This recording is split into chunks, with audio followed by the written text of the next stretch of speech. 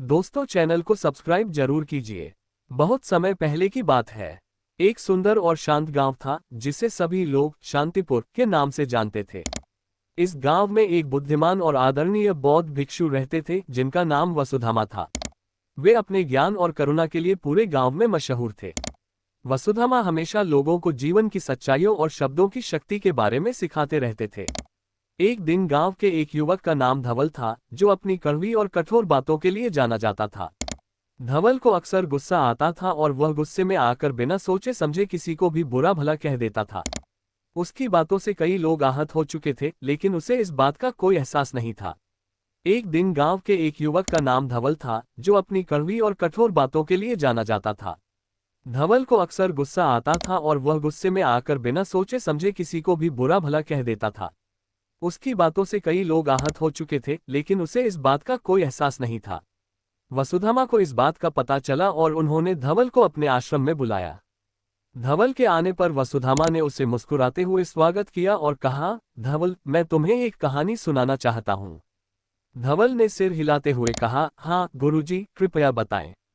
वसुधामा ने कहना शुरू किया, बहुत समय पहले की बात है। एक छोटे से गांव में एक किसान रहता था। वह बहुत मेहनती और ईमानदार था। एक दिन उसके साथ एक छोटी सी घटना घटी जिससे उसका पूरा जीवन बदल गया। धवल की आंखें उत्सुकता से चमक उठी और उसने ध्यान से सुनना शुरू किया। वसुधामा ने आगे कहा, एक दिन किसान अपने खेत में काम कर रहा था। तभी एक राहगीर वहां से गुजरा। वह थका हुआ था। उसने किसान के खेत में लगे आम के पेड़ से आम तोड़कर खाए और वहीं पेड़ की छांव में आराम करने लगा। किसान राहगीर को अपने खेत में देखकर अपशब्द कहने लगा। जाते जाते राहगीर ने किसान से कहा, तुम्हारे शब्दों का असर तुम्हारे ही ऊपर होगा।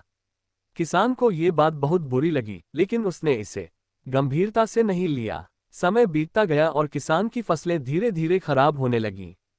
किसान बहुत परेशान हो गया और उसने सोचा कि यह सब उस राहगीर के श्राप की वजह से हो रहा है। वह राहगीर को ढूंढने निकल पड़ा। कई दिनों की यात्रा के बाद किसान ने उस राहगीर को ढूंढ निकाला और उससे माफी मांगने लगा। राहगीर ने मुस्कुराते हुए कहा, मेरा श्राप नहीं, बल्कि तुम्हारे ही शब्दों का असर है। तुम्हारे शब्दों में जो नकारात्मकता और क्रोध था, उसने तुम्हारे चारों ओर एक नकारात्मक ऊर्जा का निर्माण किया जो तुम्हारे जीवन पर विपरीत प्रभाव डाल रही है। कई दिनों की यात्रा के बाद किसान ने उस राहगीर को ढूंढ निकाला और उससे माफी मांगने लगा। राहगीर ने मुस्कुराते हुए कहा, मेरा श्राप नहीं, बल्कि तुम्हारे ही शब्दों का असर है। तुम्हारे शब्दों में जो नकारात्मकता और क्रोध था, उसने तुम्हारे चारों ओर एक नकारात्मक ऊर्जा का निर्माण किया जो तुम्हारे जीवन पर विपरीत प्रभाव डाल रही है। किसान को तब समझ में आया कि उसके शब्दों का कितना बड़ा प्रभाव हो सकता है। उसने राहगीर से माफी मांगी और अपने शब्दों को सोच समझकर बोलने का वचन दिया।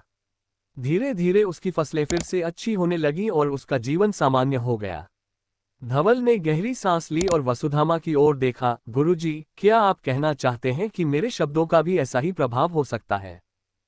किसान को तब समझ में आया कि उसके शब्दों का कितना बड़ा प्रभाव हो सकता है। उसने राहगीर से माफी मांगी और अपने शब्दों को सोच समझकर बोलने का वचन दिया। धीरे धीरे उसकी फसलें फिर से अच्छी होने लगीं और उसका जीवन सामान्य हो गया। धवल ने गहरी सांस ली और वसुधामा की ओर देखा। गुरुजी, क्या आप कहना चाहते हैं कि मेरे शब्दों का भी ऐसा ही प्रभाव हो सकता है? वसुधामा ने धैर्यपूर्वक कहा, हाँ धवल, तुम्हारे शब्दों की ताकत बहुत अधिक है।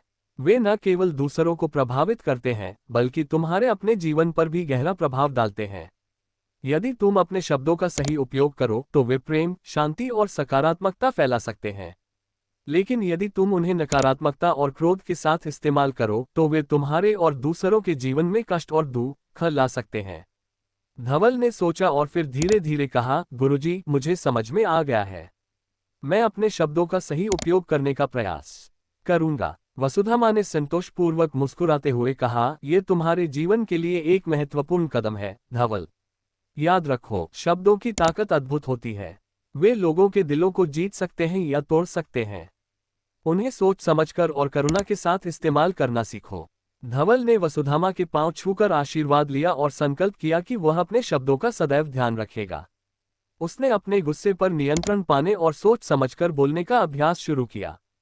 धीरे धीरे उसकी जिंदगी में बदलाव आने लगा। उसके संबंध सुधारने लगे और लोग उसे सम्मान और प्रेम देने लगे। वसुधा माँ ने धवल को देखकर गर्व महसूस किया और सोचा कि अगर हर व्यक्ति अपने शब्दों की ताकत को समझे और उनका सही उपयोग करे तो ये दुनिया कितनी सुंदर और शांतिपूर्ण हो सकती है। शब्दों की ताकत को पहचानकर धवल ने अपने जीवन को सकारात्मक दिशा में बदल लिया और एक नई शुरुआत की। ये कहानी हमें ये सिखाती है कि शब्दों की ताकत अद्भुत होती है। वे केवल ध्वनि नहीं होते, बल्कि उनके पीछे भावनाएं, विचार और ऊर्जा होती है। सही शब्द सही समय पर बोले जाएं तो वे जादू कर सकते हैं।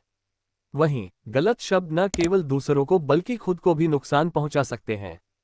इसीलिए हमें हमेशा अपने शब्दों का सोच समझकर और करुणा के साथ इस्तेमाल करना चाहिए। इस तरह वसुधा माँ और धवल की कहानी ने शांतिपुर के लोगों को शब्दों की ताकत की महत्वपूर्ण शिक्षा दी। सभी ने मिलकर यह संकल्प लिया कि वे अपने शब्दों का सही उपयोग करेंगे और अपने गांव को एक बेहतर और शांतिपूर्ण स्थान बनाएंगे। और इस प्रकार शब्दों की शक्ति को पहचानकर पूरे गांव में सुख, शांति और प्रेम की लहर दौड़ पड़ी।